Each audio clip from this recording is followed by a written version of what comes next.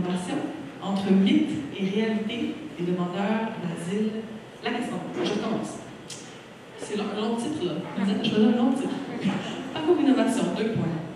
Entre mythe et réalité, la question des demandeurs d'asile au Québec. Alors,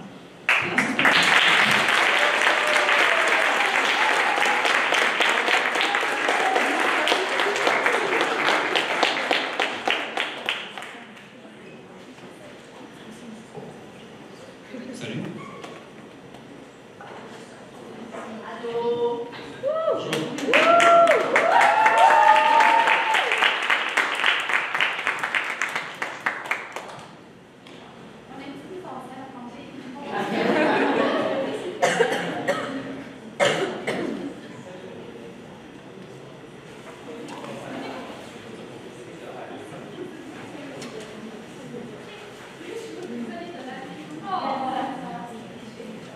Allô? Donc nous, on a une pièce de théâtre à vous présenter sur le sujet des demandeurs d'asile et des réfugiés. Bonjour, dans le cadre du parcours innovation, nous parlerons du traitement médiatique des enjeux de migration et de demande d'asile. Nous avons sur scène avec nous maintenant une famille de réfugiés qui fuit les persécutions politiques dû à un récent coup d'État au Mali.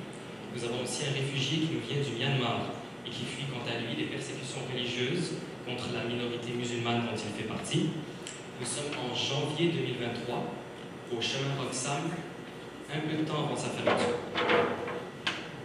Bonjour, pourquoi est-ce que vous venez au Canada?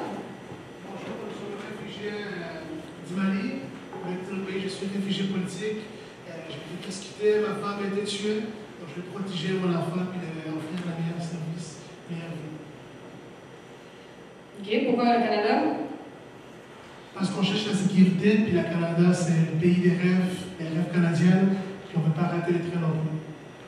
Est-ce que vous avez des documents avec vous? Passeport, visa, papier?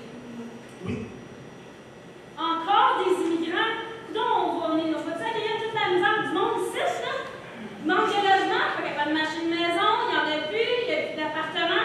Bon, on va les mettre dans les hôtels, on va les nourrir. C'est qui va payer ça? Mes taxes. Vous pouvez passer juste à côté, il va y avoir mes collègues qui vont continuer par la suite avec vous. Ok.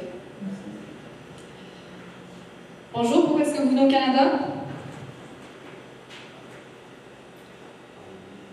English. Est-ce que vous parlez français? Est-ce que vous parlez... Do you speak English?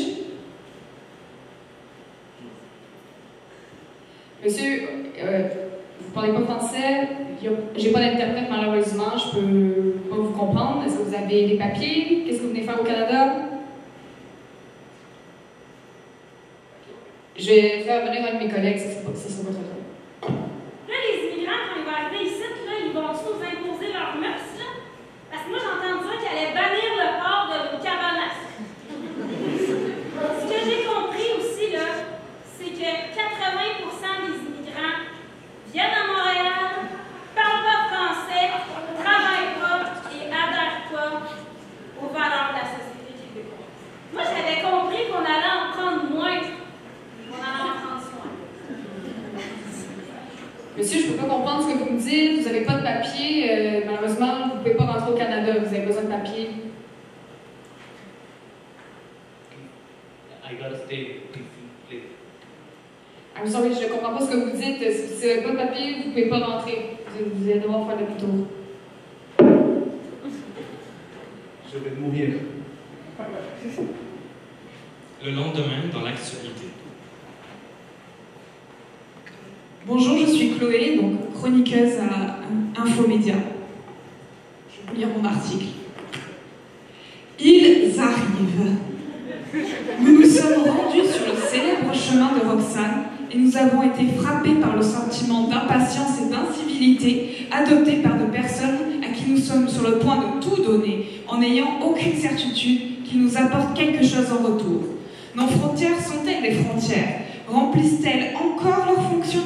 Lorsque l'on regarde les chiffres des nouveaux arrivants au Québec, les résultats sont absolument terrifiants. Ils sont presque doublés ces quelques années. Nous assistons à une véritable invasion de personnes étrangères sur notre territoire. Étrangers à notre culture, étrangers à notre langue, étrangers à nos modes de pensée. Comme nous le rappelle un agent frontalier que nous avons interrogé, ils viennent de différents pays, ils ne comprennent rien à nos lois et à notre fonctionnement. Mais pourtant, ils arrivent. Colline, journaliste pour Info Papier. La personne derrière la demande d'asile. Pourquoi toujours parler des chiffres quand il y a des réalités personnelles derrière les demandes d'asile? Et même si on le faisait, il faut savoir que les pays du Sud accueillent davantage les personnes réfugiées que les pays du Nord, tels que la Turquie par exemple, qui a accueilli presque 4 millions de Syriens depuis 2015. Donc non, nous n'accueillons pas toute la misère du monde comme certains peuvent le dire ou le penser. Au regret de voir que la société ne va pas à la rencontre des individus derrière les chiffres, rappelons-le, les personnes réfugiées n'ont pas fait le choix de tout quitter pour venir au Canada, cela leur a été imposé. Hier, la réalité, c'est qu'on a refusé de protéger Ali, jeune birman qui fuit des persécutions religieuses dans son pays. Peut-on vraiment se regarder dans le miroir en sachant que nous avons laissé Ali livré à lui-même parce qu'on n'a pas été capable de comprendre sa situation par manque d'interprétariat?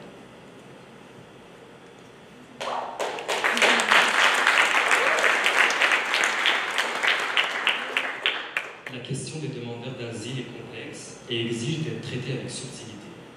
D'un côté, une approche humaniste tente à présenter les défis auxquels font face les demandeurs d'asile. De l'autre, une vision tente à pointer les défis auxquels est confrontée, quant à elle, la société d'accueil. Une même situation peut prêter à différentes interprétations. Le traitement médiatique de ces questions peut encourager la polarisation de nos sociétés.